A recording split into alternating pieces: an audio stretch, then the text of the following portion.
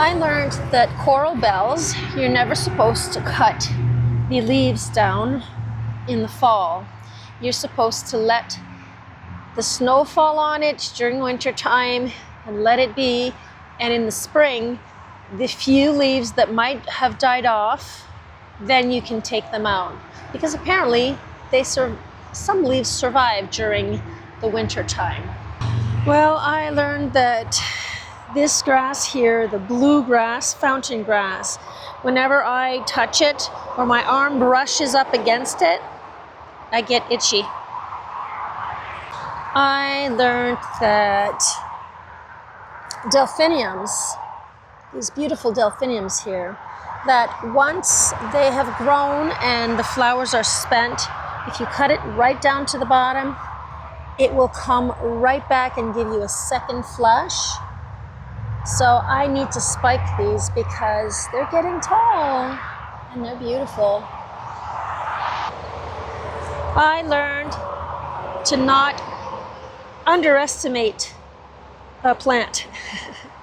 I planted these beautiful Shasta daisies and they were tiny. I had one in there that was bigger, but they were really tiny. And it grew like crazy. Look at all the leaves here. So I need to separate this. Along with this blanket flower, which the size was probably, I'd say it was in a little cup about this big, this high. And look what it did. Look at my hand, guys. So yep, I learned to never underestimate the plant's growth. I learned that sedum can be transplanted really anytime and it won't even be bothered by it. As long as you're giving it good water, it's just, even when it's in flower, I transplanted some in my front yard and it's just fine. I also learned that I'm in love with this plant. I learned that roses grow extremely quickly when they're happy. I planted this just a few months ago. It was only this tall, about maybe late June to start July, I think. And look at how much growth it got.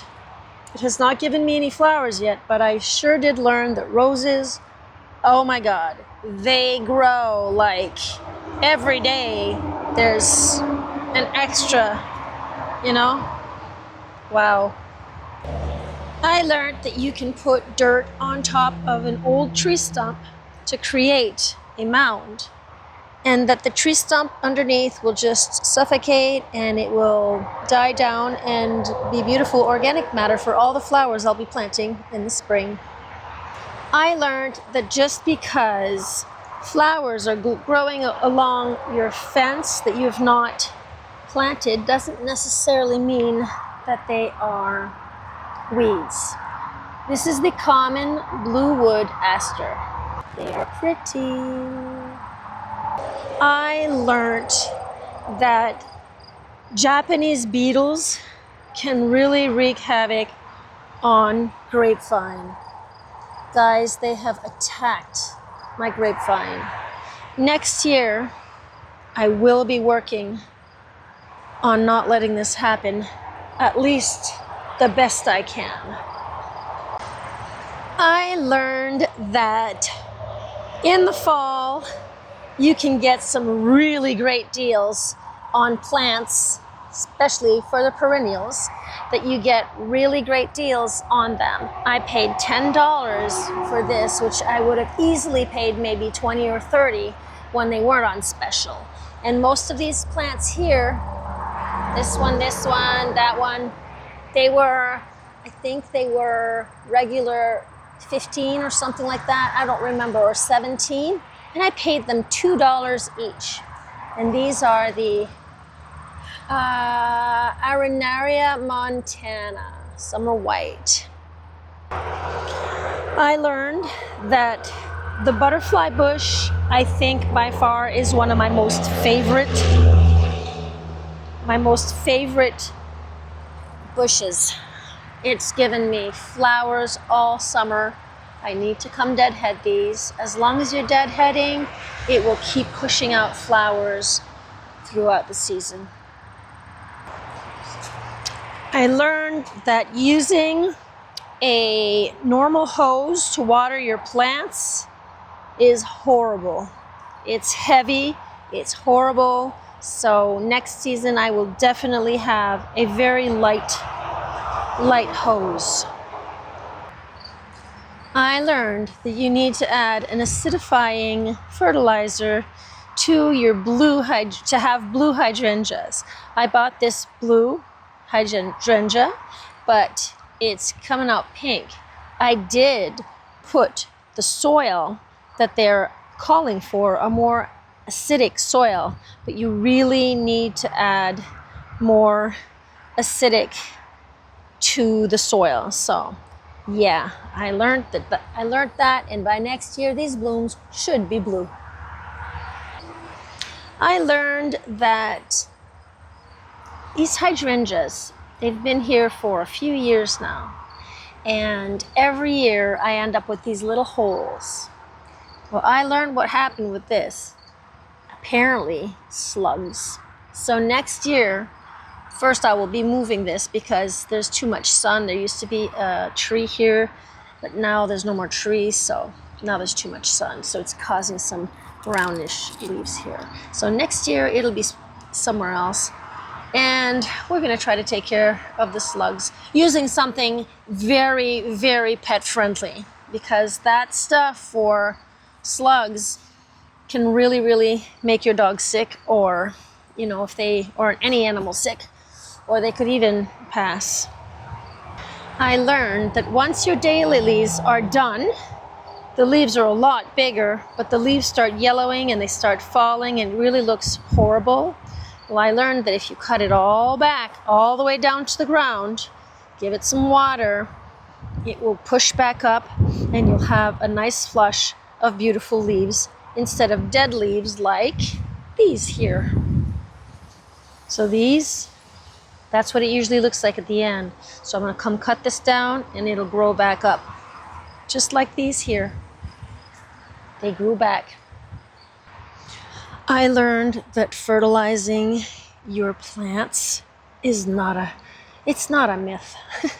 Fertilizing really, really helps boost the flower production. It feeds the plant. Look how huge this planter is. It's just falling over. And you need to also deadhead them to be sure that it keeps pushing out those beautiful flowers. Beautiful. Now don't mind this pond, guys. This pond is finished. It's going. I let it go because next year I'll have a bigger pond in the back. But what I learned with this pond is only 2 feet deep. And you see these lily pads here? I lent this to I asked my neighbor who has a very deep pond if she could take care of this plant during the winter, just drop it in the bottom of her pond so that it doesn't freeze. Because in 2 feet of water, it would freeze here. So she took it for the winter and brought it back in the spring. So what I learned is these little lily pads, they serve as an incubator.